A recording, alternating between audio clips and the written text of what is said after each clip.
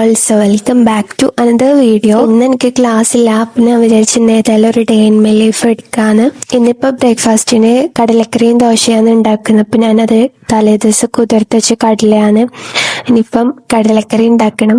എനിക്കിപ്പോൾ ഫുഡ് ഉണ്ടാക്കാൻ സാധാരണ നാടൻ ഐറ്റംസ് അങ്ങനെ എല്ലാം ഒന്നും അറിയില്ല. പക്ഷെ കടലക്കറി അങ്ങനെ വെജ് ഐറ്റംസ് ഏകദേശം എല്ലാം അറിയാം.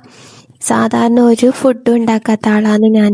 ഇങ്ങനെ സ്പെഷ്യൽ ഐറ്റംസ് ഇങ്ങനെ വീഡിയോ ഒക്കെ ഉണ്ട് ചെയ്യുന്നല്ലാണ്ട് ഇങ്ങനെ ഒരു പണിയും ചെയ്യാത്ത ആളാണ് ഞാൻ. ഇതിപ്പോ എൻ്റെ ഉമ്മാന്റെ കാല് പൊളിഞ്ഞോണ്ടാണ് ഞാനിപ്പോ എല്ലാ പണിയെടുക്കുന്നത്. എൻ്റെ ഉമ്മ ഒരു 2 months മുമ്പ് വീണിട്ടുണ്ടായിനി. എന്നിട്ട് അന്ന് ഡോക്ടർ റെസ്റ്റ് പറഞ്ഞ സമയത്ത് കുറച്ച് ദിവസം റെസ്റ്റ് എടുത്ത് പിന്നെയും പണിയെടുത്ത് അപ്പൊ പിന്നെ കാല് അധികമായി. അങ്ങനെ ഇപ്പൊ പിന്നെയും റെസ്റ്റിലായി. അപ്പൊ അതാണ് കേട്ട സംഭവം.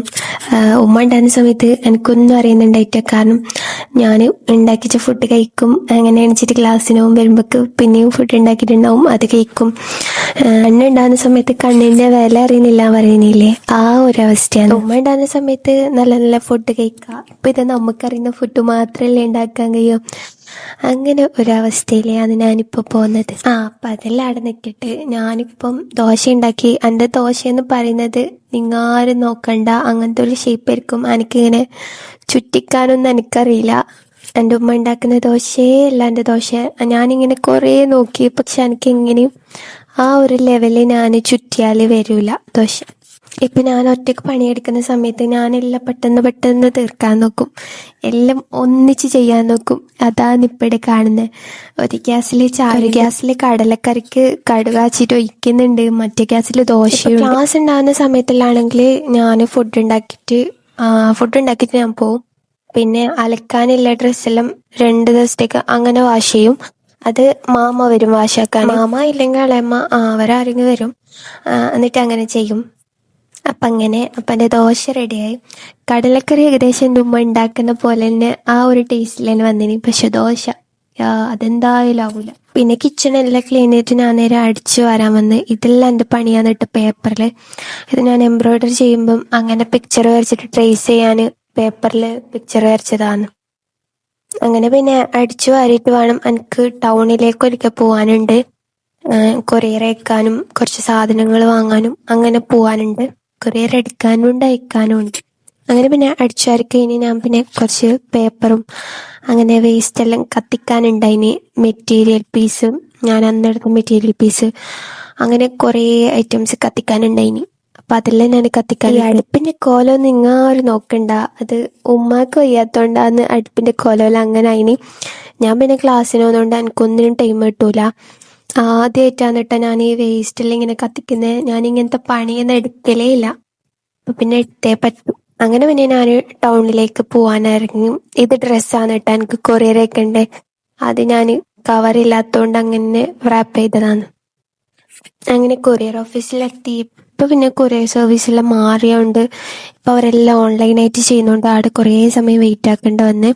അങ്ങനെ പിന്നെ അവിടെ നേരെ ഹെൽത്ത് കെയറിൽ പോയിട്ട് ഉമ്മാന്റെ കാലിന് ഇടാനില്ല ഒരു ഇതിനെന്ത് പറയില്ലത്, ഇതിന്റെ പേരെന്തെങ്ങാട്ട്, ആ സാധനം ഏത് നല്ലത് നോക്കിയിട്ട് വാങ്ങി. പിന്നെ കുറച്ച് പച്ചക്കറി ഐറ്റംസ് വാങ്ങാനുണ്ടായിനി, അതും വാങ്ങി. എന്നിട്ട് ആടുന്ന് നേരെ മില്ലിൽ പോയി. നമ്മ ഇങ്ങനെ ചിക്കൻ മസാല മീറ്റ് മസാലയിലും മില്ലെന്നാണ് വാങ്ങല്. അപ്പം ആടുന്ന് മില്ലിൽ പോയിട്ട് അങ്ങനെ 2-3 മസാല പൊടിയെല്ലാം വാങ്ങി.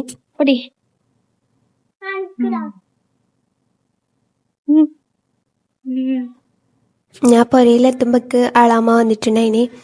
അളാമ്മാവും അളാമ്മാന്റെ മക്കളും വന്നിട്ടുണ്ടായിന്. അപ്പം അളാമ്മ ഡ്രസ്സെല്ലാം തിരുമ്പിയിട്ട് പകുതി ആറിയിട്ടും പകുതി സ്ഥലമില്ലാത്തോണ്ട് കുറച്ച് ഡ്രസ്സെല്ലാം നമ്മ മുകളിലാണ് ഇതില്ലേ.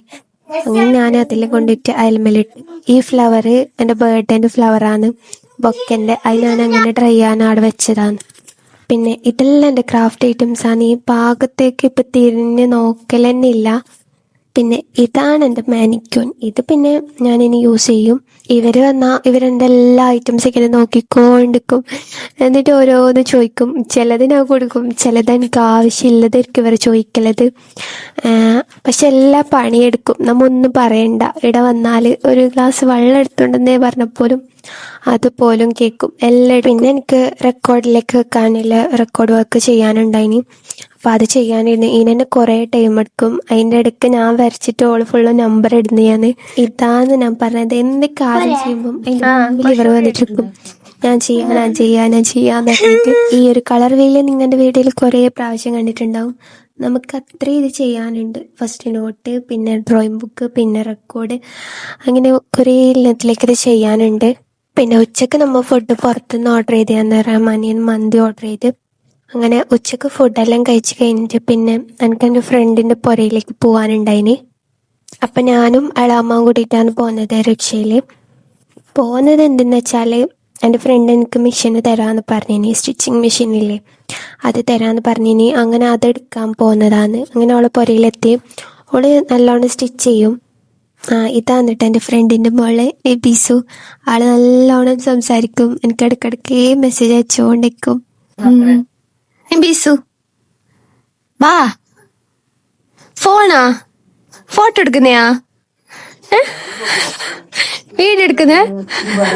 അപ്പോൾ ഇതാണ് കേട്ടോ മിഷന്. ഞാൻ അത്രയും ആഗ്രഹിച്ചിട്ട് ഒരു മിഷന് വേണമെന്ന്.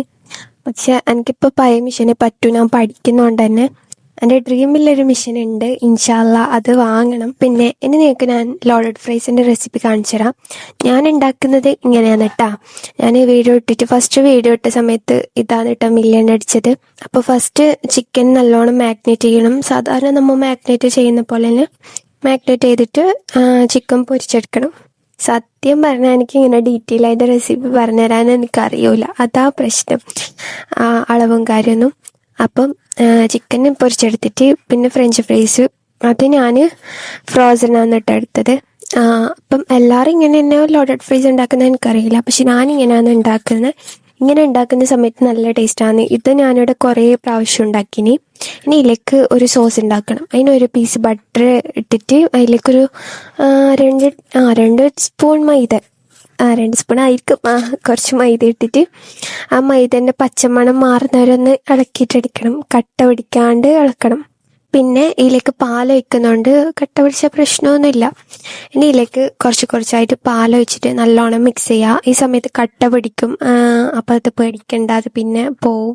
എനിക്ക് സത്യം പറഞ്ഞാൽ അളവ് പറഞ്ഞുതരാൻ അറിയായിട്ടാണ്. ഞാൻ അളവ് നോക്കാതെയാണ് ഇങ്ങനെയല്ല ഒഴിക്കലാണ്, പക്ഷെ അത് കറക്റ്റ് ആയിരിക്കും.